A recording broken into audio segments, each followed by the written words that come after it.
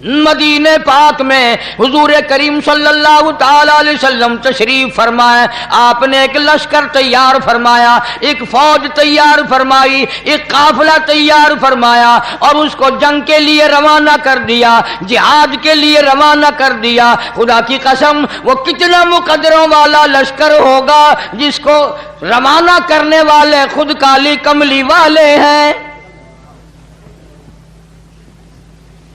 مدینے پاک سے 2-3 میل باہر تک حضور تشریف ساتھ لے گئے، نصیحتیں فرمائی، طریقہ کار فرمایا، سارا سمجھایا۔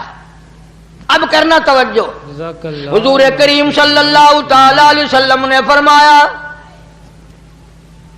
اس لشکر کا پہلے جھنڈا جعفر طیار رضی اللہ تعالی عنہ کے ہاتھ میں دینا۔ یہ حضرت علی شیر خدا رضی اللہ تعالیٰ عنہ کے بھائی ہیں، جعفر طیار۔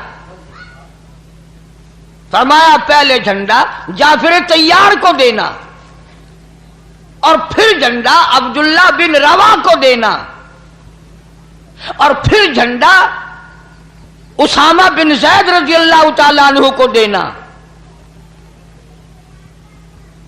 یاد کر لو یہ بات، سرکار دو عالم صلی اللہ علیہ وسلم نے فرمایا جنگ کے لیے جاؤ، 3 میل مدینے پاک سے باہر نصیحتیں کرتے کرتے ساتھ تشریف لائے۔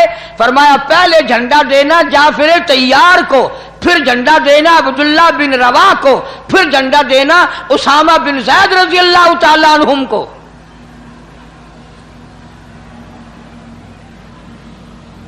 اب اندازہ یہ بھی لگاؤ کہ حضور کریم صلی اللہ علیہ وسلم کے کلام کا منشا، مطلب، غرض صحابہ سے زیادہ کون سمجھ سکتا ہے؟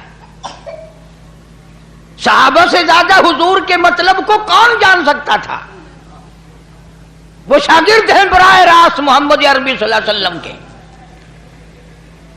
صحابہ سمجھ گئے کہ پہلے جھنڈا جعفر طیار کو ملے گا، وہ شہید ہو جائے گا، پھر جھنڈا عبداللہ بن روا کو ملے گا، وہ بھی شہید ہوگا اس جنگ میں، پھر جھنڈا اسامہ بن زید کو ملے گا اور وہ بچ جائے گا۔ یعنی آپ کے کلام میں سے جو تبدیلی آئی کہ پہلا فلاں، پھر دوسرا، پھر تیسرا، صحابہ نے صاف صاف مطلب سمجھ لیا کہ یہ دونوں صحابی اس جنگ میں شہید ہوں گے۔ کیوں؟ یہ نقطہ بھی سمجھ لو۔ یعنی حضور کریم صلی اللہ علیہ وسلم کو اپنے غلاموں پہ اتنا پکا یقین ہے کہ زندگی میں تو جھنڈا انہوں نے چھوڑنا ہی نہیں۔ حضور کا دیوانہ زندہ ہو اور اسلام کا جھنڈا گر جائے، بالکل ایسا نہیں ہو سکتا۔ اسی لیے تو فرمایا پھر اس کو دینا، پھر اس کو دینا، پھر اس کو دینا۔ اب عبداللہ بن روا رضی اللہ تعالی عنہ اچھی طرح سے سمجھ گئے کہ میرا نام بیچ میں ہے اور یہ میرے لیے آخری جنگ ہے، میں واپس نہیں آؤں گا۔ آپ کے فرمان سے سمجھ گئے حضرت عبداللہ بن روا رضی اللہ تعالی عنہ۔ اور یہ قافلہ جس دن روانہ کیا، جس دن یہ لشکر بھیجا، جمعے کا دن تھا، صبح کا وقت تھا۔ یہ بھی یاد رکھنا بات، جمعے کا دن تھا، صبح کا وقت تھا جب یہ قافلہ حضور صلی اللہ علیہ وسلم نے روانہ فرمایا لڑائی کے لیے، کفر کے مقابلے کے لیے۔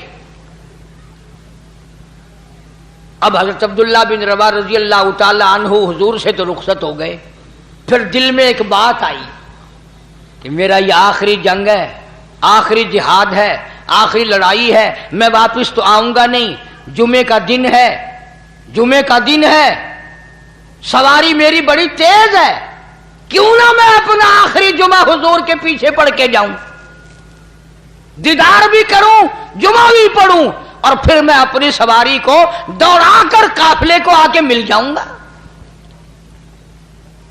اب آپ لوگ ایمانداری سے بتائیں اور سوچیں، اس میں صحابی کی بزدلی نہیں، گھبرانا نہیں، بھاگنا نہیں، لالچ نہیں، طمع نہیں، کوئی غرض نہیں، دنیا مقصد نہیں، کوئی اور دھندا نہیں، عشق کی بات ہے نا کہ میں اپنے آقا کا اور دیدار کروں، اور ایک جمعہ آخری جمعہ ہے، میں حضور کریم صلی اللہ علیہ وسلم کے پیچھے اپنا آخری جمعہ پڑھ کے جاؤں۔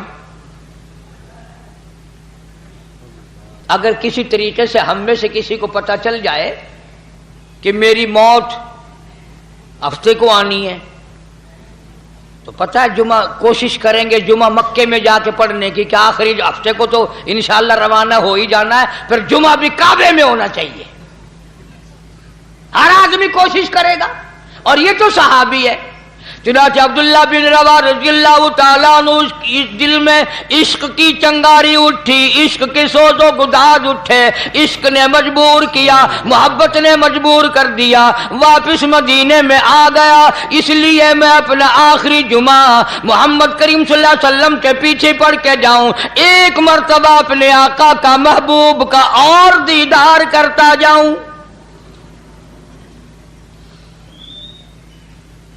مدینے میں آ گیا، گھر نہیں گیا، بیوی بچوں کے پاس نہیں گیا، کچھ اور کہنے، کچھ سمجھانے، کچھ نصیحت کرنے.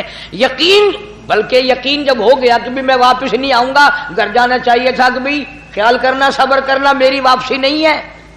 بیوی کو بتاتے بچوں کا یوں کرنا، لڑکی کا یوں کرنا، لڑکے کا یوں کرنا، کاروبار اور باغ کو یوں کرنا. بالکل گھر نہیں گئے صحابی، مسجد نبوی میں آیا ہے. اور نماز جمعہ کے بعد محمد کریم صلی اللہ تعالی علیہ وسلم کی عبداللہ بن رواحہ پہ نظر پڑ گئی، نگاہ پڑ گئی. خود صحابی کہتا ہے حضور کریم صلی اللہ علیہ وسلم مجھ سے اتنے ناراض ہوئے، اتنے خفا ہوئے، اتنے غصے میں آئے، ساری زندگی میں صحابی کہتا ہے میں نے حضور کو اتنا غصے میں کبھی نہیں دیکھا.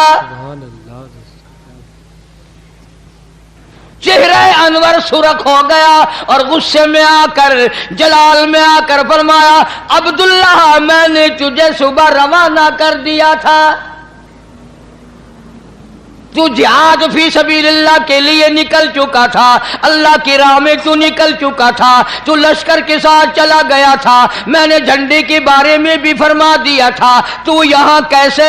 کہتا ہے آقا اور غرض کوئی نہیں اور تمنا کوئی نہیں، بیوی بچوں میں نہ گیا ہوں، نہ میں نے جانا ہے، نہ کسی یار دوست سے ملنا ہے، نہ اور کوئی کام کرنا ہے.